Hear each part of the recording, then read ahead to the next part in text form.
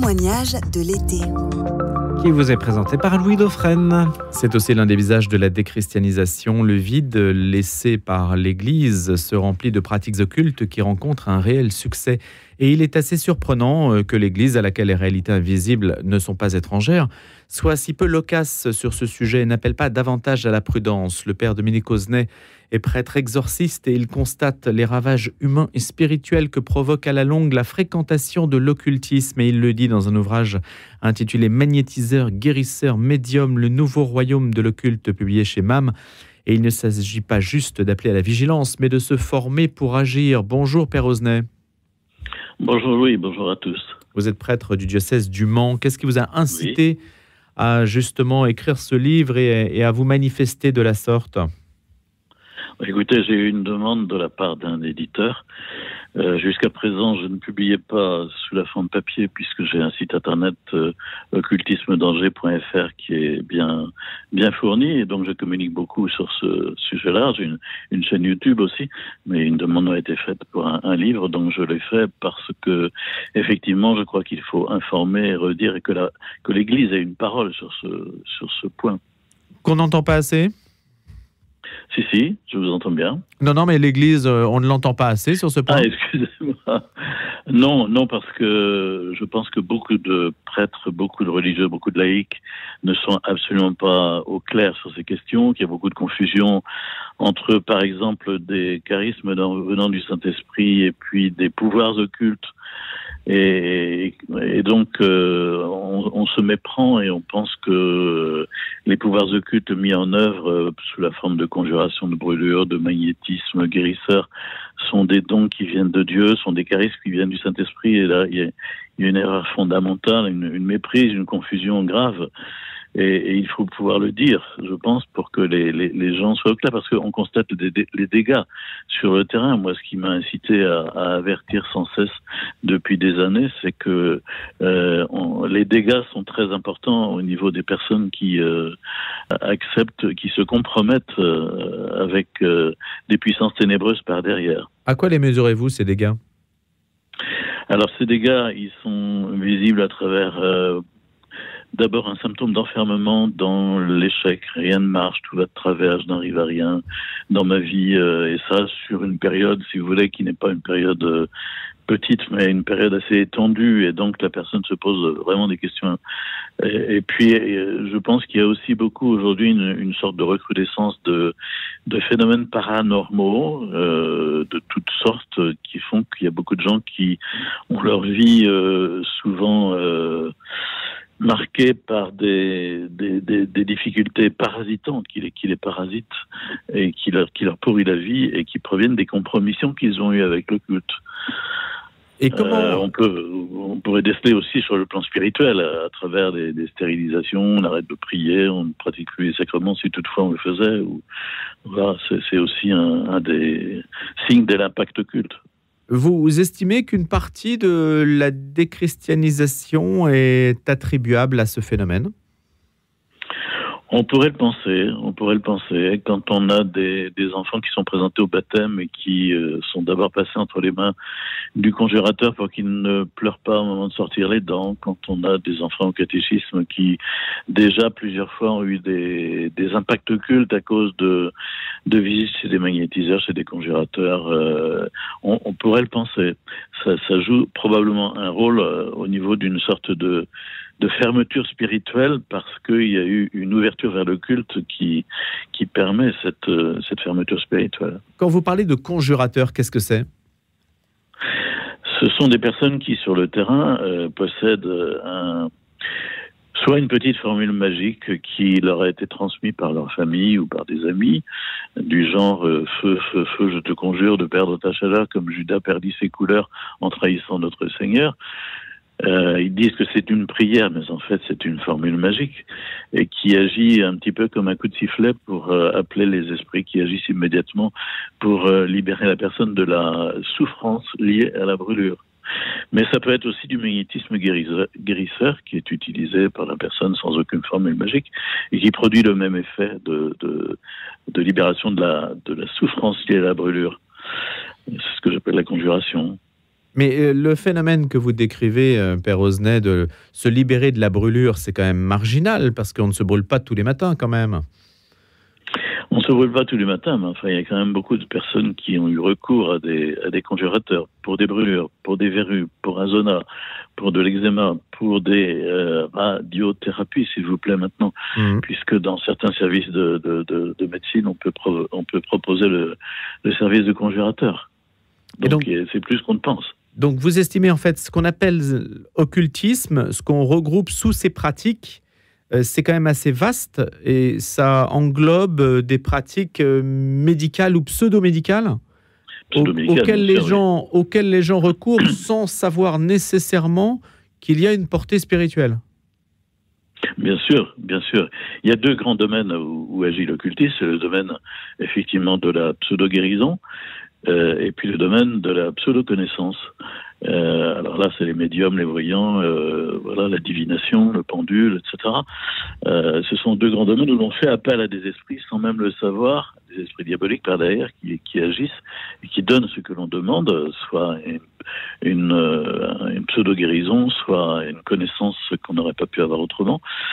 Donc c'est en fait très, très répandu et ça peut se trouver effectivement en sous-couche, en tâche de fond, sous des pratiques de thérapie alternative par exemple, très, très à la mode avec des noms ronflants aujourd'hui. Mais le fait qu'il y ait quand même beaucoup de charlatans, d'imposteurs dans ces milieux-là, est-ce que ça ne discrédite pas justement l'occultisme ? Malheureusement, on constate exactement l'inverse, c'est-à-dire que les statistiques qui sont données par les enquêtes qui sont faites sur le terrain montrent que malgré effectivement la présence de nombreux charlatans qui s'attachent tout à fait d'abord à notre portefeuille, beaucoup de gens continuent à consulter pour des pseudo-guérisons ou pour demander des lumières sur leur vie à venir, etc., etc. Enfin, ça a quand même un très gros rayonnement sur le terrain. Et parmi les personnes que vous avez coutume de voir, est-ce qu'il y a des chrétiens, est-ce qu'il y a des personnes qui fréquentent à la fois l'Église et les milieux occultistes ? Mais bien sûr, dans les personnes qui viennent frapper à la porte des services diocésains d'exorcisme, il y a des personnes qui sont effectivement chrétiennes pratiquantes, mais c'est le plus petit nombre. Il y a des personnes qui sont baptisées non catéchisées, de plus en plus nombreuses. Il y a des personnes qui ne sont pas baptisées, ou il y a des personnes d'autres religions. Et le nombre de personnes baptisées qui émargent aussi à l'occulte, parce qu'elles n'ont pas les idées claires sur la toxicité des impacts occultes et de leurs conséquences, ce nombre est très important, bien évidemment. Et le fait d'aller voir un prêtre exorciste en soi, c'est déjà franchir la porte de l'Église ? Ah, bien sûr, c'est quelque chose qui est très coûteux, j'allais dire, au niveau de la démarche faite par des personnes qui se demandent à quelle sauce elles vont être mangées, mais qui le font parce qu'elles ont été voir de très nombreux praticiens de l'occulte auparavant, que ça n'a non seulement rien changé à leur problème, mais ça a même empiré. Et donc, en dernier lieu, elles frappent à la porte de l'église en allant voir l'exorciste pour demander de l'aide. Alors, bien sûr, ça ne veut pas dire qu'elles sont possédées, mais ça veut dire qu'elles sont parasitées, qu'elles sont en état de liberté diminuée, parce que dans leur vie, elles ont ouvert la porte à des puissances occultes, à des puissances ténébreuses, et que celles-ci vont et viennent pour provoquer des dégâts dans leur propre vie, quoi. Comment savez-vous, Père Osnet, que derrière la pseudo-guérison ou la pseudo-connaissance, il y a des démons ? Quand une personne vient frapper à la porte du service de l'exorcisme, on la laisse raconter son histoire, ses difficultés. Elle commence par là. Et puis, personnellement, je l'interroge sur ses compromissions occultes. C'est-à-dire, avez-vous consulté vous-même des magnétiseurs, des guérisseurs, êtes-vous allé voir des voyants, des médiums, vous faites-vous soigner par des médecines de type énergétique, etc. Et lorsque, effectivement, on met le doigt sur des compromissions majeures dans ces domaines-là, on peut légitimement penser que les dégâts dont les personnes se plaignent proviennent de ces compromissions. Et donc faire le lien entre les deux, si vous voulez. Il ne suffit pas de dire ces personnes ont des comportements bizarres, témoignent de phénomènes curieux, et donc elles ont besoin d'un accompagnement psychologique ou psychiatrique. Peut-être qu'il faudra utiliser aussi ces moyens-là et ces outils-là à un autre niveau. Mais regardons au plan spirituel si la personne s'est compromise en se rendant dans des domaines qui sont ceux de l'occulte, quoi, et si les difficultés dont elle témoigne ne proviennent pas de là. Et comment dirais-je, j'essaie de cerner ce que l'on entend par occulte. Quand vous dites, par exemple, les pratiques énergétiques, est-ce que, je ne sais pas moi, l'acupuncture, vous estimez que ça fait partie de l'occulte? Pas forcément, non. Cependant, l'acupuncture témoigne d'une anthropologie qui n'est plus la nôtre, qui est celle de l'anthropologie chinoise, qui est ce corps millefeuille où on travaille sur des cas subtils. Donc, et on va retrouver ça, si vous voulez, après, dans les personnes qui prétendent vous ouvrir les chakras ou faire une montée de la Kundalini, etc. Enfin, un autre type d'anthropologie où aussi on peut laisser libre cours à des puissances occultes qui travaillent, parce que la question du domaine énergétique, la question des énergies, c'est suffisamment flou et vague pour que ça puisse recouvrir n'importe quoi, et aussi des actions diaboliques. C'est un domaine complexe, mais c'est de plus en plus présent sur le terrain. Quelles sont les pratiques dont vous estimez qu'elles ne représentent pas de risque? Au plan des pseudothérapies? Oui, des pseudothérapies. Ça c'est très complexe comme réponse à donner, parce que, si vous voulez, le spectre est tellement large. Si vous prenez la kinésiologie, on est aussi dans une possible compromission avec la divination, etc., etc. Si vous prenez l'hypnose, on livre les clés de sa maison à quelqu'un dont on ignore les véritables qualifications, ou les qualités morales, etc. Enfin, donc il faut au cas par cas faire une étude un petit peu sur les filiations dont se réclament ces méthodes, par qui ont-elles été fondées, quelle était la véritable qualité de la personne qui a fondé cette méthode-là. Et il faut pouvoir faire des études un petit peu plus fouillées pour pouvoir répondre, mais au cas par cas. On ne peut pas donner une réponse très large et qui n'aurait pas de validité. Quelle différence y a-t-il entre l'infestation et la possession? Je ne sais pas si je parle comme ça, moi, personnellement, mais... si vous l'écrivez, en tout cas. Oui, une personne qui est parasitée déjà par des phénomènes paranormaux, ou par vraiment une sorte de frein à main constamment observé dans sa propre vie, quoi. Ce n'est pas une personne qui est possédée. Si elle était possédée, lorsqu'on prie pour une libération des liens occultes, souvent, alors elle se met à rentrer en transe et à manifester une agitation qui n'est plus celle des conséquences de compromission occulte, mais celle d'une réelle possession où le démon a pu pénétrer à l'intérieur. Ce n'est pas la même chose. Mais ça demeure difficile comme discernement. Je pense que c'est dans le dialogue et puis dans la prière avec la personne aussi qu'on peut savoir s'il y a plus qu'une infestation, comme vous disiez, mais une réelle possession. Ce qui n'est pas si fréquent que ça. Dans la quantité de personnes qu'on reçoit au service de diocésain d'exorcisme, c'est environ, je ne sais pas, 3-4% des cas des personnes reçues. Mais quand une personne... Qui sont possédées, vous dites? Qui sont possédés, oui. Mais c'est beaucoup. Donc, vous voyez, pas forcément. 3-4%, c'est beaucoup.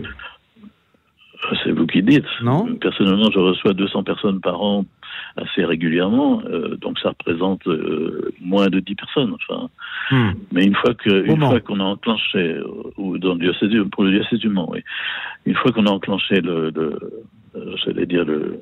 la démarche d'exorcisme, c'est quelque chose qui est un véritable cheminement.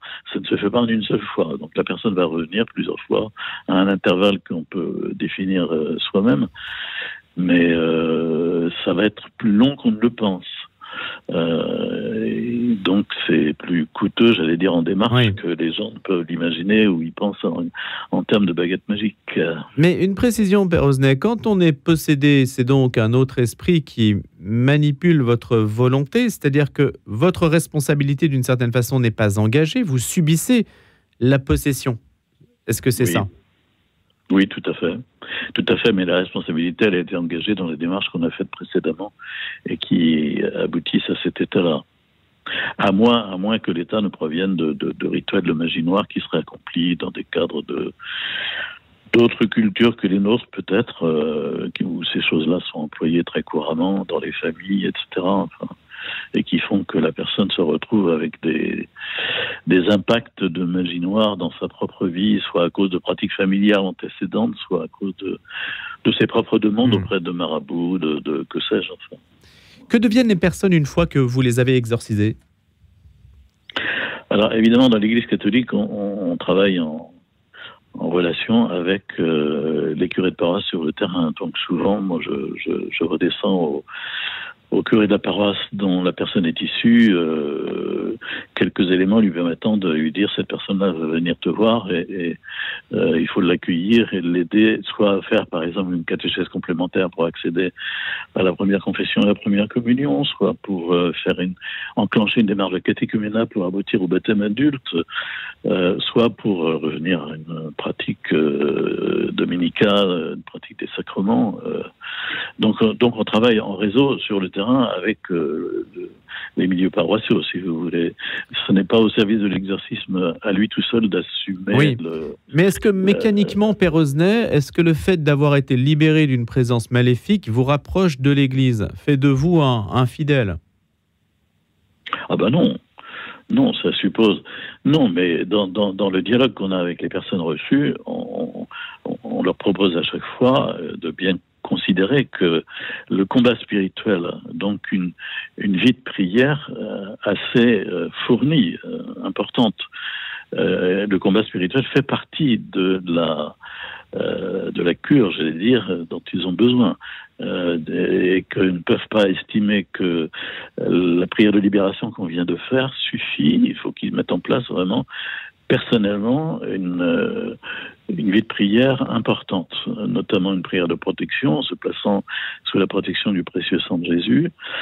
C'est quelque chose de tout simple, réclamer à Jésus une protection en raison des impacts occultes auxquels on a consenti. Et puis la récitation personnelle du chapelet quotidienne, parce que la Vierge Marie étant l'Immaculée, le démon ne peut pas sentir. Ça va de la planche au démon. C'est très important de mettre en place dans sa vie chrétienne la récitation quotidienne du chapelet avec la méditation des mystères. Au moins ces deux choses-là, puis également évidemment la communion eucharistique dominicale, au moins une fois par semaine, très importante, parce que c'est vraiment la plus grande protection qu'on puisse avoir que de ne plus faire qu'un avec Jésus à travers la communion eucharistique. Vous avez dit tout à l'heure, Père Osnet, ce sera l'une de mes dernières questions, qu'il pouvait y avoir une confusion entre les dons de l'Esprit Saint et puis les pratiques occultes. Enfin, j'entends dans la pratique dans la manière dont le fidèle pouvait manquer de discernement. C'est une réalité que vous constatez ? C'est extrêmement fréquent. Il y a une confusion entre des talents reçus à la naissance et développés, des charismes du Saint-Esprit et des pouvoirs occultes. Et c'est essentiellement dans le domaine de l'absolu-guérison que cette confusion se fait, c'est-à-dire qu'on considère que les magnétiseurs, les guérisseurs, les conjurateurs de brûlures, de zones, etc., sont des personnes qui ont des dons qui viennent de Dieu. D'autant plus, si vous voulez, qu'elles ont une sorte de décorum religieux dans leur propre logement, qu'elles prétendent donner aux gens des prières à faire, alors que souvent ce sont des trucs un peu bizarroïdes, ou dans des livres qui sont en fait des recueils de magie blanche, là encore. Enfin, je pense au livre de l'abbé Julliot, par exemple, des vieilles petites églises. Donc il y a beaucoup de confusion parce qu'il n'y a aucune formation, il y a trop peu de formation sur ces questions-là. Je pense qu'au 19e siècle, les évêques étaient beaucoup plus pugnaces sur des questions en rapport avec l'hypnose, avec le magnétisme, etc. Aujourd'hui, on a très peu de paroles sur ces questions et il faudrait pouvoir y revenir et donner une formation plus large, quoi. Alors on le fait en allant quelquefois dans les séminaires pour proposer aux diacres qui vont être ordonnés prêtres des formations sur ces domaines-là. On le fait à travers des conférences publiques, on le fait à travers des publications, des vidéos, des émissions, comme c'est qu'on est en train de faire, mais il faut faire encore plus. Et il faudrait une parole de l'Église plus affirmative. Plus affirmative, oui. Merci il y a beaucoup. Dans le catéchisme de l'Église catholique des choses, mais il faudrait pouvoir faire plus. Eh bien, c'est une des leçons justement de notre discussion, en faire davantage sur ce terrain. Et puis, je renvoie aussi à votre chaîne YouTube et puis à votre site internet. Et puis, bien sûr, à votre ouvrage Magnétiseur, guérisseur, médium, le nouveau royaume de l'occulte aux éditions MAM, le père Dominique Osnay, exorciste du diocèse du Mans. Je vous souhaite une excellente journée. Merci d'avoir été avec nous ce matin. Merci, bonne journée.